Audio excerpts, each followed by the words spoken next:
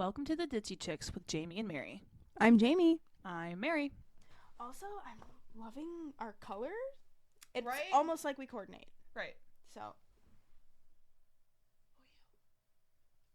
What? There's just somebody walking by. Are you a dog? Yes, I was honestly fighting the urge to, like, bark at that person. Row, row, row, row, row, row. Hey, you, hey, hey. This is my house. You looked. And Yeah, it was a when I person turned walking around, there was nobody there. And I'm like, did you see a ghost? It's a ghost. It's a ghost. I said that once to a Paper, customer. snow, a ghost. Yeah. I said that once to a customer where I was talking to somebody and we heard a sound and we didn't we just turned around and I looked back at her and I go, it's a ghost. And she didn't laugh. And I immediately wanted her to leave. If you don't think I'm funny, It's a this ghost. isn't going to work out. Okay. I don't even want to sell to you. I don't want your money now. I'll talk to you about work when we're done with this. Okay. This isn't the time for work talk. But anyways, welcome to the Ditsy Chicks with Jaymie and Mary. I'm Jaymie. I'm Mary. And that's the ghost. Ah! So, drunk Monica. Showing us her boobies. Did I tell you what I said to my coworker 4 months ago? No. She says, I want to show you something on the calculator. And I said, if you show me boobies, I'm going to cry. What if we put two calculators together and they say boobies? Yes, yes. Find one. Yes. We're off to a great start. I used to be able to do a really good Chris Griffin impression. It was gross. Did Dylan show you the Chris Griffin meme he saw where it's a fucked up video game? No. And it just has Chris Griffin yelling every once in a while. So everybody else is just randomly talking to him, and then Chris goes, "Ah!" It's so random. I'll have him show you when we're done because it's so oh my funny. God. I feel like I do that internally when most people are talking to me and they don't want to talk about knowledge. They don't want to learn things. Literally. I can't, dude. So how have you been? What's going on in your life? How about what's going on in your life? You go first. I went to the doctor. And? Okay, so I mentioned to my doctor that I might have ADHD.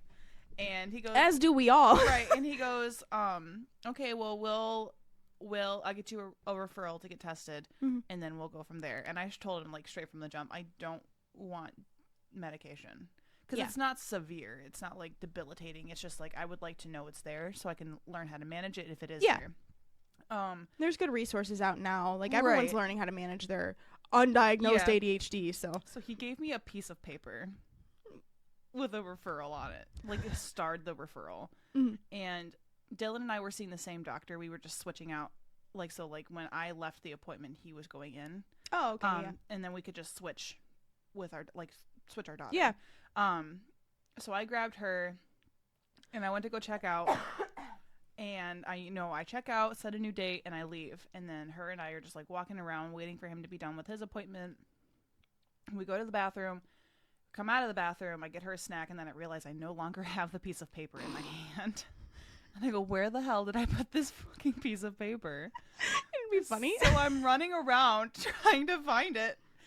And if I can't find it. So I go to the receptionist and I go, hey, did I leave my neuropsychology referral at checkout? And she goes, I don't know. Let me check. And sure as shit, I left my ADHD referral at checkout. What a very ADHD thing to do. Got it. That's what I'm saying. It was so ironic. And literally, she handed me the piece of paper, and I go, how ironic. And she laughed. She thought it was funny. Oh, hey, she gets it. They're actually really nice at that office. They actually have personalities there, which I really like. It's because they deal with ADHD people. You know what I thought you were going to say is you left it in the bathroom. And then in my head while you're telling me the story, and I was totally listening. Yeah. But also in my head, I pictured you pull out from your pocket a piece of toilet paper and you're like, if this is here, what did I wipe my ass with? Where's my referral? Yeah. I wipe my ass with. Ouch. Youchie. Ouchie. I don't know. Sometimes with ADHD, we feel things too much and then we just don't feel things at all. I just ran into a cabinet. I think that's manic depression, but that's Feeling so much that you just don't feel anything at all. I feel everything all the time, and then I feel nothing at all ever. Which is also a possibility of mental illness. Yes. But so then I called the referral and they didn't answer. So I waited a few days to see if they call back. And they didn't. So I called them again and spoke to the lady, and she goes, "Well, what insurance do you have?" And I told her, and she goes, "Well, sorry, we don't take your insurance anymore." I go, "Well, shit." So I called my doctor's office back and said, "Hey, is there any way you could refer me to somebody else because they don't take my insurance?" And they said, "Well, what we can do is you call your insurance and see who is covered under your insurance, and you call them. And then you get everything set up, and then you call us back, you give us XYZ information, and we'll switch the referral over and make sure that whatever they get from you, we get from them, you know?" Yeah. So I'm on my insurance's app website thing, and because I didn't want to call them, I was at work, and I was like, I'm trying to multitask here. And I find like 3 different people that I'm like, these could be possibilities because they're close by and they're whatever. I call the first person and they say, "Sorry, we don't take your insurance anymore, and we no longer like connect with whatever." I don't know. Does anybody take your insurance? So then I called the second person. She was a pediatrician. They don't test adults, and they don't take my insurance. So the third place I called didn't answer. I left a message, and I'm waiting for them. They probably won't call back until like Monday if they do.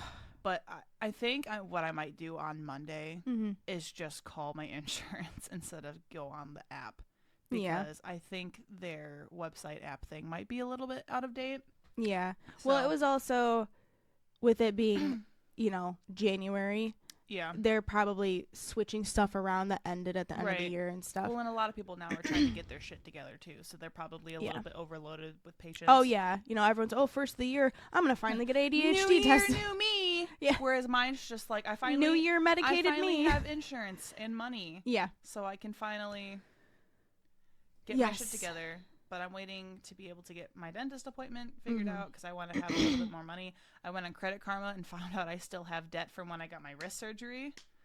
Oh my God! Because I thought they haven't been sending you anything in the mail. No phone call. Well, I think the address they have on file is still our apartment. Oh, okay. So if they are sending me stuff, it's not to me.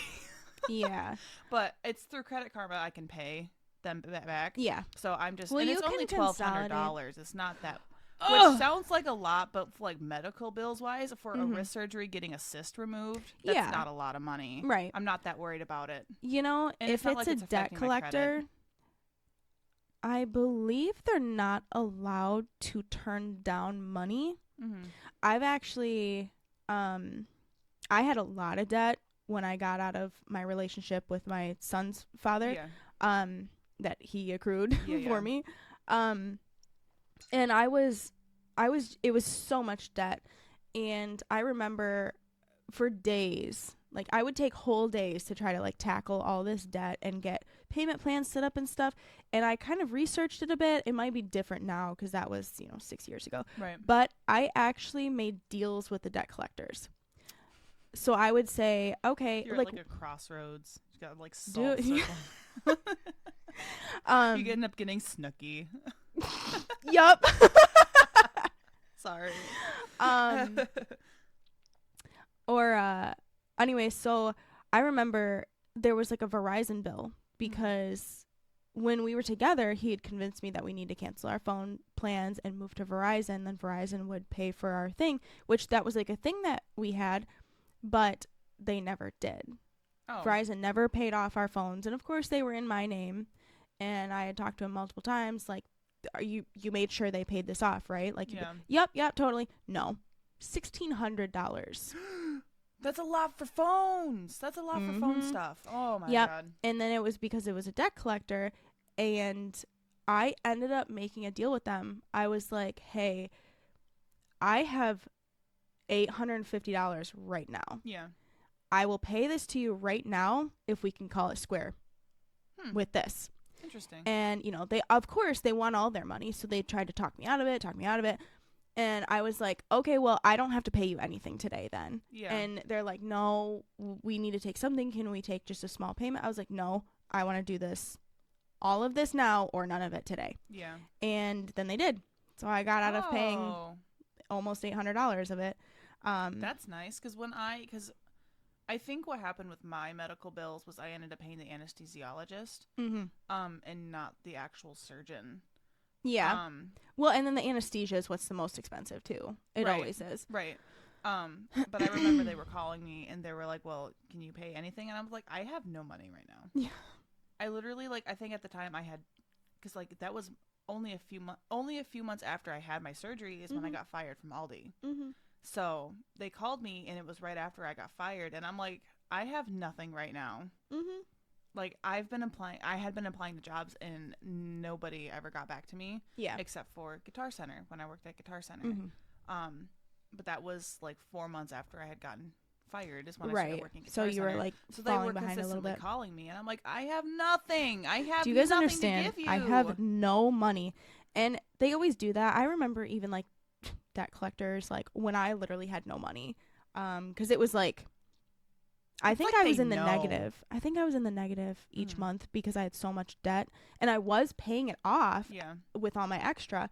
But it still wasn't. And they'd be like, "Oh, are you sure you can't pay like $50 or $100?" I'm like, do you understand what no money means? It literally means I have 3 cents in my account right now. I'm not exaggerating. I literally have nothing. You can look at my bank account. It says negative 300 right here. Yeah. And I'm getting charged daily for that. Yeah. So. Literally. What's going on in your life? Sorry. My thumb is peeling, and I have that thing where I think that's an ADHD thing too, like skin picking. Oh, I chew at my cuticles all the time. Really? At like your cuticles? If I've got tough skin. Oh, yeah, that's what's nails, going on right here. If I've got tough skin around my nails, I chew that shit off so it's soft again. Yep. Because fuck lotion. Dude, literally, the amount of times I've tried to, like, I've explained to my coworkers that I don't like having stuff on my hands. Yeah. And every time they're like, you are autistic, and I'm like, that can't be the only thing that makes me autistic. You have to find something else. That thing can't just be severely, or not severely, but be only classified as an autistic trait. Yeah. Like, there's a lot of people that are not autistic and don't like things on their hands. I mean, the only other thing that would make me autistic probably is my lack of social cues, but like at this point it's not my lack of social cues, it's that I don't care.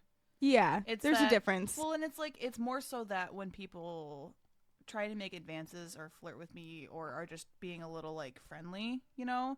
Yeah. I don't care because I'm married. Yeah. Like yesterday I had a customer come in and I was trying to help him do a return. And he said, "How you doing?" And I go, "I'm good. How are you?" You know, customer servicing. No response. So I moved on with the return, and he goes, "How you doing?" And I go, "I'm good. How are you?" No response. He did that 2 more times after that. What is this 10-second Tom? What the fuck? And then I like rolled up my sleeves, and I have a tattoo, and he sees a tattoo, and he goes, "Oh, that's cool. What is that?" And I go, "Oh, I said, it's the planets that represent the zodiac signs for me and my daughter and my husband." And after that, he got so cold with me, and I'm like, "Oh." The sad thing is that this is a regular customer that is married. Oh. Yeah. So I hate that. I don't know if I misread the situation or what was going on, but I was just like, it's funny though, because like when I think people are flirting with me, they're not.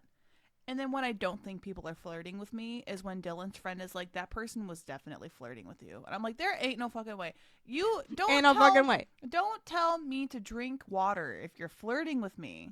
Yeah. Mind your business. Anyways, what's happening in your life? I always feel like it's a lot, and then in reality, it's very little.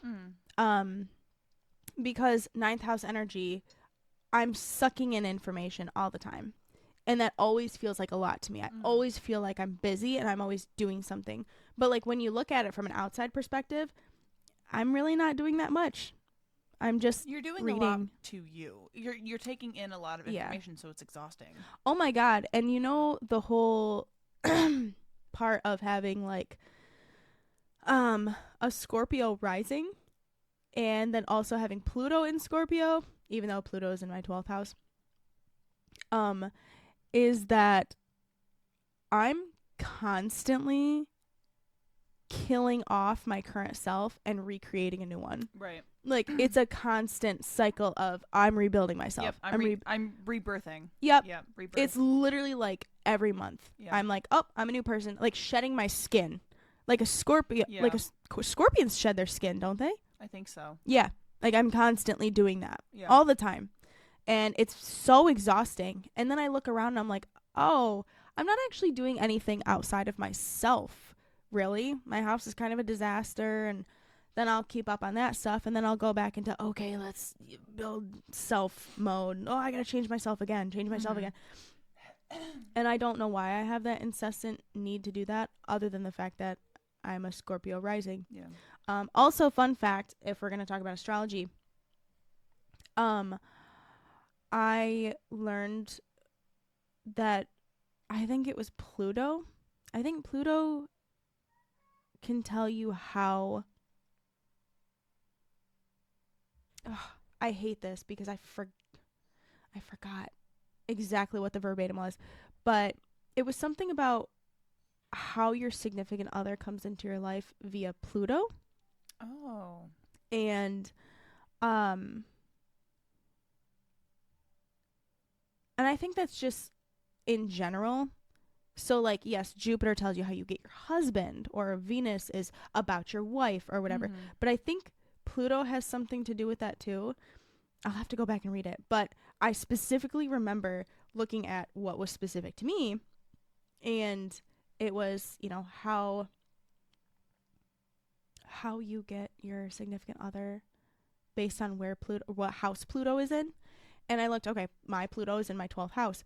And it says, you manifested your significant other. And I was did. Like, fucking did, though. Oh, my gosh.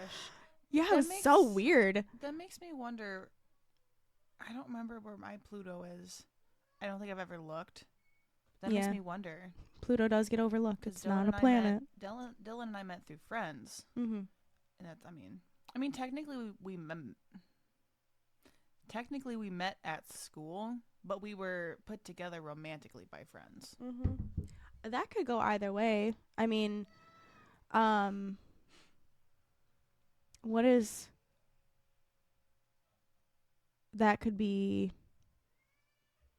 even 9th house, school. Mm-hmm. 9th house is higher knowledge. I think that's college on out. Maybe third house. Because third house is Gemini, which is like... Yeah, baseline earthly knowledge is how I usually view Gemini.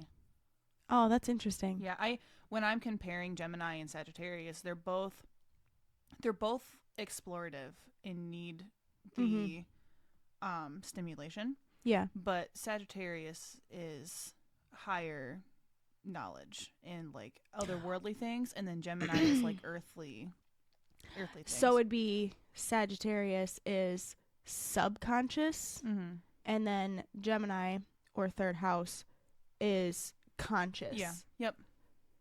Interesting. Yeah. I also view it as like a student-teacher relationship too. Mm-hmm. Which is weird though, because even 9th house, like, yeah, teacher stuff, but like also a lot of that is you're constantly learning yourself too. So then you're also a student, but of just different things. Maybe that's why I had such a great relationship with my dad as a kid, and then as I got older, it got rocky because he's a Gemini. Yeah. Interesting. Yep. Mm-hmm. And then my Cancer moon and North Node gravitated more towards my mom. Yep. Who's a Cancer. Mm-hmm. With a Cancer rising. Oh, yeah. Yep. I forgot about that. I love her birth chart. Anyways, we're going to not talk about my mom. Don't talk about my mom. I actually, as a Cancer, I am so like, don't you fucking touch my mom. Don't you talk to my mom that way. Don't you my mom. Yeah. That I remember I took mom to an appointment one time. It was like a dermatologist appointment or whatever. And she said the lady was being very snippy with her. Like when she was like talking about her, because she had a lot of skin issues. Like she had like melanoma, like spots and stuff. About it too, Like, and some of her skin issues were, you know, like, is this cancerous or is it not? Or so she would like, okay, what about this spot? Like, can you please check these and stuff?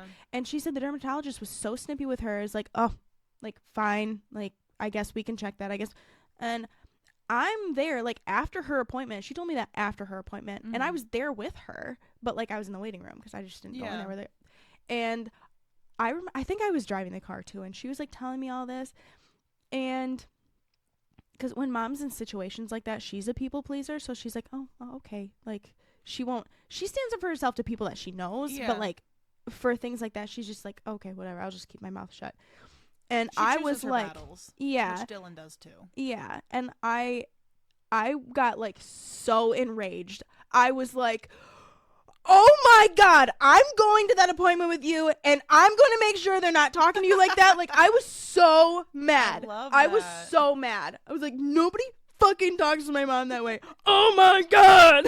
Like, Jaymie just turned into muscle man. As much as like I used to get snippy with mom all the time, but it's like one of those, like, but it's like I get to do that. My mom. You I don't get to be snippy. Yeah, that's what I am. It's like, I'm just like, because I'm like that with my mom's husband now. Yeah. Where it's like, if he gets sassy with her, or if I think he's being cold to her, like if they get into an argument and I know he's in the wrong and he's just being being a man, I'm like, nope, I'm not fucking doing this, and I start stepping up for her because I'm like, that's my mom. You're not gonna treat her like that. Fuck that. And I do that with my brother too. I'm like, you're not gonna talk to mom that way. Yeah. I got to talk to mom that way when I was a teenager, but you can't. You have to respect her because now she's been through some shit.